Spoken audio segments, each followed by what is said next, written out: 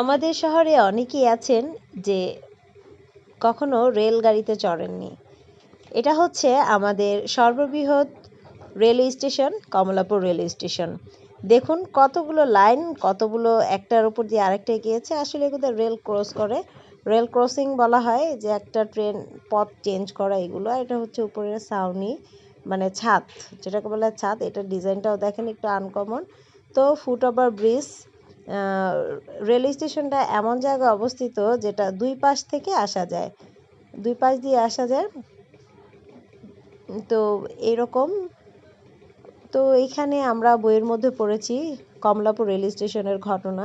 এই জায়গাটা একটু নোংরা হলেও এটা খুবই গুরুত্বপূর্ণ একটা জায়গা। এখান থেকে মানুষ বাংলাদেশের, ইন্ডিয়া সহ বিভিন্ন জায়গায় যায়। এই কমলাপুর রেলওয়ে স্টেশন থেকে এই গাড়িগুলো দিয়ে মালামাল টানা করা হয়। আর এখানেও ব্ল্যাকে অনেক সময় অনেক টিকিট বিক্রি করে, লাইন ধরে রাখছে সবাই। এক এক লাইনে এক এক জায়গায় যাওয়ার লাইন, প্রত্যেকটা লাইন, একটা লাইনে কিন্তু সব জায়গার টিকিট দেয় না।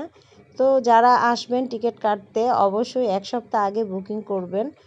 কাছাকাছি গেলে হয়তো পাওয়া যায়, কিন্তু যারা দূরে জার্নি করবেন, কক্সবাজার, তারপর হচ্ছে সিলেট বা আরও দূরে দূরে, তো তারা অবশ্যই এক সপ্তাহ আগে এসে টিকিট বুক দিয়ে যাবেন, নয়তো বা টিকিটটি পাওয়া যায় না। ধন্যবাদ।